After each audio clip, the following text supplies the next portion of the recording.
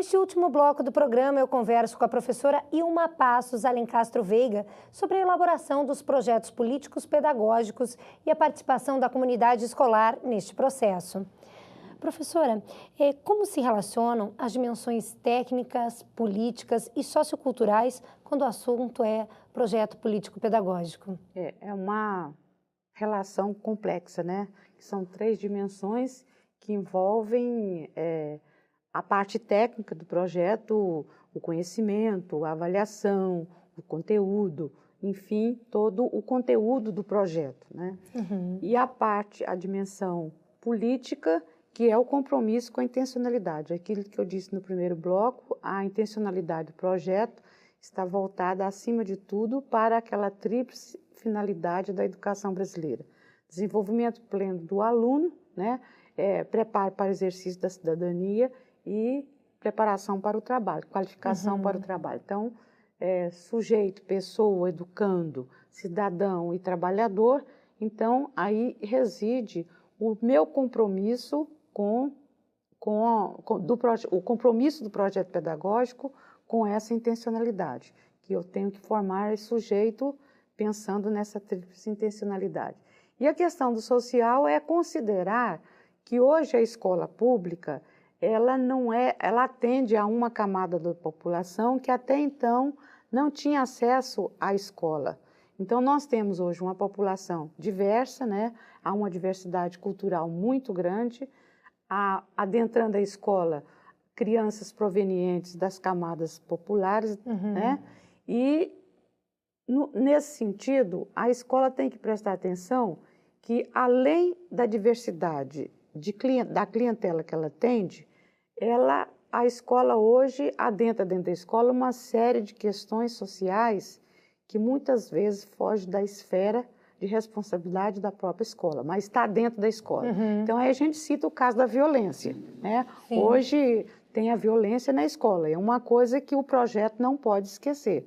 Mas será que é a escola que vai resolver o problema da violência? Eu acho que a escola tem um papel importante oferecendo uma educação de qualidade, mas a questão da violência foge da esfera exclusivamente da escola. A escola precisa de parcerias. Então, quando ela detecta, na parte de retratar o diagnóstico da escola, de fazer o desenho daquele mapa da fisionomia da escola, com relação às condições que ela vem sofrendo, e no momento de tomada de decisões, ela tem que definir uma operacionalização, mecanismos para atendimento dessas questões de violência. Além da violência, nós temos a droga entrando na sala de aula, a droga entrando através do tráfico, a droga adentrando através do consumo. Então, até que ponto cabe ao professor responder pela droga? Eu acho que o professor tem uma responsabilidade, sim, mas com a qualidade da educação que é ofertada na sala de aula. Mas detectado o problema, a escola tem que procurar uma parceria para resolver a questão da droga. Não tem como isolar dessa relação social? Não tem. Se a escola está inserida no contexto social, e a educação é uma prática social, e se a sociedade adentra a escola com todos os seus problemas, o problema não é exclusivamente dela. Eu não posso formar um professor especialista em tratamento de drogas, porque a formação do professor é uma outra formação. Eu posso ter na formação, levantar questões a respeito dos problemas da droga, da violência, da sexualidade precoce, das doenças que são transmissíveis, quer dizer, é papel da escola trabalhar, mas não sozinha, não isolada. Para isso tem outros setores da sociedade e da administração pública adentrando também para ajudar a escola a resolver o problema. E a gente percebe, por exemplo, que o professor de um certo tempo, ele passou a assumir, por exemplo, a vacinação infantil, as gotinhas. Mas não é papel do professor, isso é Ministério da Saúde, isso é Secretaria da Saúde. Se estiver usando o espaço da escola para fazer a campanha de vacinação, mas não é o professor que tem que estar lá vacinando. Isso é papel de enfermeiro e médico, entende? Então, quer dizer que a sociedade muitas vezes joga nas costas da escola uma responsabilidade que não é dela. ela tem um limite de responsabilidade quanto às questões sociais. Então, o projeto tem que prever isso, o que está acontecendo ao redor da escola que chega a entrar na sala de aula e, de uma certa forma, no plano da operacionalização, prever ações conjugadas, né? Quem é que pode ajudar a fazer o quê para melhorar essas questões sociais que adentram a sala de aula. O projeto atua como uma forma de reconstituição do campo do poder dentro das escolas? Como que se dá esse processo? Nós tivemos um período anterior a essa legislação que não se falava em gestão democrática, mas que era uma gestão muito mais autoritária, centrada na pessoa do diretor, né? Então, quando a LDB cria a ideia de gestão democrática, autonomia pedagógica, financeira e administrativa, e ao criar a ideia de gestão democrática, ela cria a ideia de mecanismos ou instâncias colegiadas, tá? Para operacionalizar o conceito de gestão democrática. Então, dentre esses mecanismos, o primeiro que aparece é a eleição de diretor. Mas a gestão democrática não pode ser concretizada apenas pela eleição de diretor. Então, nós temos hoje conselhos escolares, que é algo novo que vem surgindo, e aqui vocês já regulamentaram o conselho escolar. Hoje eu ganhei um livro grande com toda a regulamentação feita pelo Conselho Estadual. Então, o conselho escolar é uma forma de promover a gestão democrática e de descentralizar e distribuir o poder, porque o conselho escolar ele funciona como um órgão de representações com diferentes segmentos da escola. Representação estudantil, representação de professores, de funcionários, dos pais, da comunidade. Quer dizer, então, realmente ali tem um órgão de representação. Então, quando a escola utiliza corretamente a ideia de conselho escolar, então nós temos aí a ideia de descentralização do poder, saindo da pessoa do diretor para ficar distribuído pelos elementos que compõem o conselho, no sentido de fazer a representatividade. Então, com isso, a gente tem aquilo que o Paulo Freire chama de empoderamento. Então, que é papel da escola empoderar os seus participantes, professores, alunos e estudantes. A LDB coloca também uma outra instância colegiada, é o resgate dos grêmios estudantis, que eles foram bloqueados e transformados em outras coisas no período da década de 70, e, no entanto, hoje a gente resgata o conselho, a representação estudantil, como um espaço em que o aluno tem a voz para além da sala de aula. E ali nós estaríamos tentando gerar novas lideranças brasileiras, né? Lideranças que surgem dos movimentos estudantis e que posteriormente vão chegar às presidências da República, ao Senado, e não a liderança hereditária, que muitas vezes a gente observa aqui de muitos anos, né? Então, veja bem, tem o Conselho de Classe, que também já existia há muito tempo. O Conselho de Classe, que é uma instância também avaliativa, com uma concepção de avaliação muito mais formativa do que classificatória, e também é uma instância colegiada. E a associação de pais, de professores e funcionários, né? E realmente são instâncias que contribuem para esse empoderamento, né? Você vê que os segmentos teriam representatividade no conselho e essa representatividade voltaria com as decisões para as bases dos seus segmentos. Então, aí a gente teria, assim, já uma forma de corrente de solidariedade e de conhecimento das decisões que são tomadas no âmbito mais alto. E como se dão as relações entre as instituições educativas com o contexto social? Bom, isso tem que ser dado através dessas instâncias colegiadas, né? Por exemplo, no contexto social, se você tem a associação de pais e mestres, que também é chamada de funcionários, então essa representação estaria ligando com a realidade social. Mas o conselho escolar, ele tem representante da comunidade. Então, essa relação se dá pela relação dos representantes nos colegiados da escola. E o outro ponto importante também é a escola que está inserida dentro de uma comunidade, dentro de uma realidade social, ela ter um vínculo de conhecimento do que essa realidade social tem, que pode fazer intersecção com o papel da escola no desenvolvimento do seu projeto pedagógico. E como que é possível gerar essa participação, professora?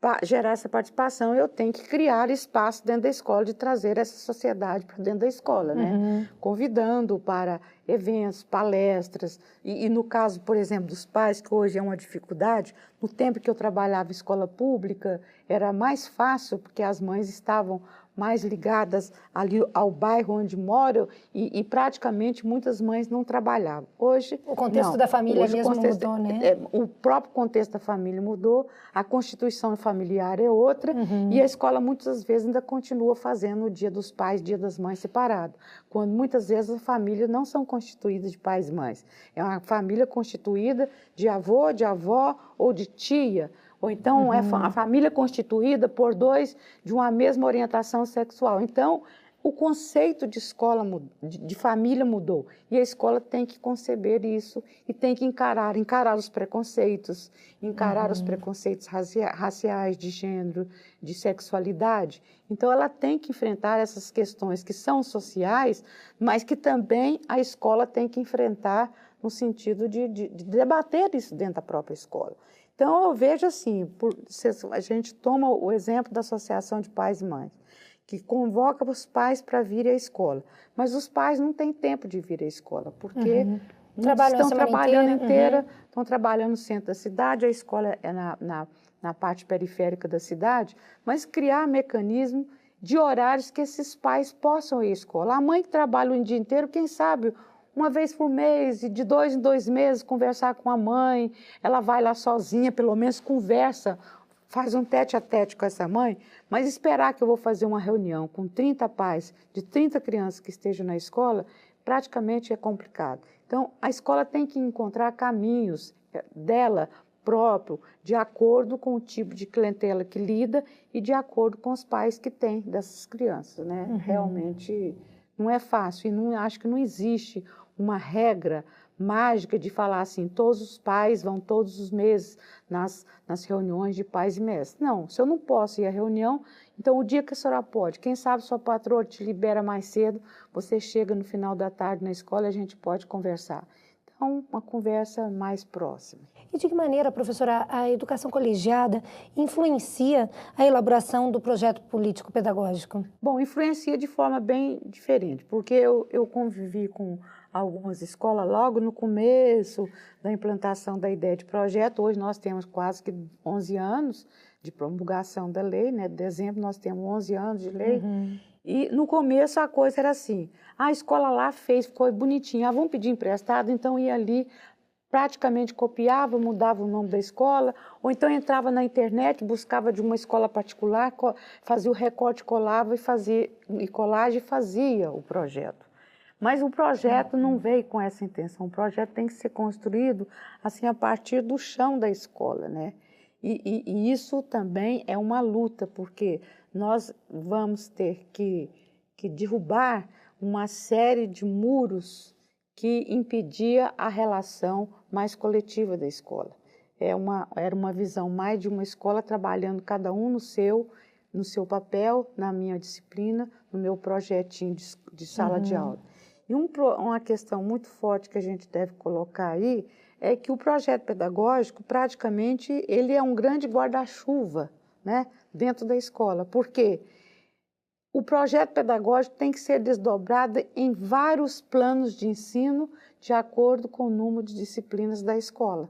Então, se eu sou professor de educação física, eu tenho que ter o meu projeto de aula, de ensino de educação física para a 5ª ou 8ª série, suponhamos, mas esse projeto meu, de professor individual, tem que estar atrelado ao projeto da instituição, porque senão eu não concretizo o projeto pedagógico. O projeto pedagógico ele é construído coletivamente, mas ele é desenvolvido e concretizado a partir da sala de aula. A sala de aula é o espaço da concretização. Por isso que eles têm que manter um nível de coerência muito forte. E daí a importância. Bom, se eu sou uma professora de educação física de uma escola fundamental de 5ª ou 8ª série, eu tenho turma de 5ª, de 6ª, de 7ª, de 8ª, 8 até de 9ª, né? Que o ensino fundamental está de 9 anos.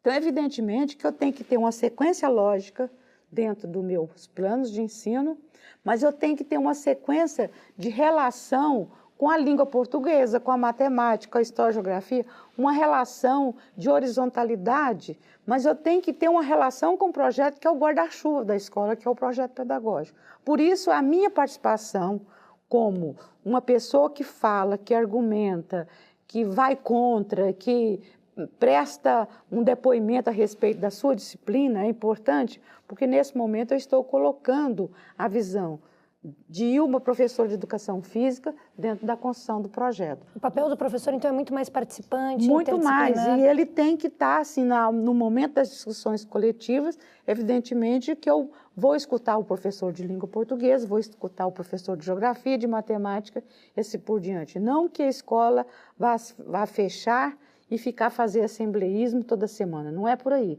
Para isso existem os órgãos colegiados. Para isso existem os grupos de professores por área de ensino, para poder fazer o trabalho descentralizado, no sentido também descentralizando, mas sendo coletivo. E de que forma as preocupações com as diversidades regionais devem aparecer nas propostas da elaboração do projeto? Isso mais do que nunca tem que ser cumprido, né? Porque, evidentemente, que quando eu faço uma proposta, seja nível da Secretaria de Educação para um determinado estado, como é aqui no Paraná, vocês definiram praticamente propostas que foram elaboradas aqui no estado sob a orientação da Secretaria de Educação, mas com participação de professores. Então, não foi nenhum movimento de cima para baixo, foi um movimento em que contou com a participação de professores da rede do sistema estadual, na elaboração por exemplo, que foram o currículo público, né? Parece que chama, eu vi o documento hoje, são 12 livros dentro dos kits, então são 2 kits que todas as crianças receberam, todos os alunos de ensino médio, mas foi uma obra construída assim com a cara do estado do Paraná, de acordo com as suas necessidades, de acordo com as possibilidades dessa proposta ser executada pelas escolas públicas do estado. Parece que são 2.500 escolas. Então, evidentemente que, nesse sentido, eu acho que quem ajudou a escrever etapa por etapa, parte por parte, ou componente curricular de geografia, de história, eu abri até o de física, é um material muito bonito, muito ilustrado, muito próximo à leitura que o aluno possa fazer com atividades, proposições de atividades. Então, realmente é um projeto que leva em consideração a sua diversidade. Agora, se alguma secretaria quiser comprar e levar o programa feito aqui para Manaus, eu acho que não funciona, né? Realmente não funciona. Professor, então pode-se dizer que é essencial a relação entre autonomia e projeto político-pedagógico? Sim, a autonomia é decretada, está na lei. Autonomia financeira, a administrativa e pedagógica. Mas essa autonomia tem que ser conquistada. Ela é construída dia a dia. Eu acho que a Secretaria do Estado conquistou uma autonomia quando ela se solta dos parâmetros curriculares nacionais e constrói a sua proposta com a cara do Estado do Paraná, com a araucária bem grande, ilustrando a seriedade, ilustrando a característica essencial do Estado, que é isso, né? Exatamente. Então, realmente, quando ele utiliza dessa autonomia, que tem autonomia, o Estado tem autonomia para programar o seu ensino, né? Para isso, cada Estado tem um conselho estadual, que evidentemente que não vai ferir a legislação maior proveniente do Conselho Federal de Educação, mas ela estabelece uma legislação também com o pé no chão, com o pé no Paraná. Como nós temos no Distrito Federal o Conselho Estadual do Distrito Federal, que rege a educação do Distrito Federal a partir do Conselho Estadual e da própria Secretaria. Então, acho que o caminho é esse, né? Tem uma autonomia decretada e vamos constituindo essa autonomia na medida do possível dentro do processo de construção da educação do Estado. Tá? Professora, muito obrigada pela sua participação aqui no programa. Eu que agradeço. Muito obrigada. O Nós da Educação termina aqui. O projeto político-pedagógico deve ser construído visando os princípios da gestão democrática e a diversidade cultural de cada escola. Assim, é possível ter, além do discurso, uma prática transformadora para a educação. Até o próximo programa.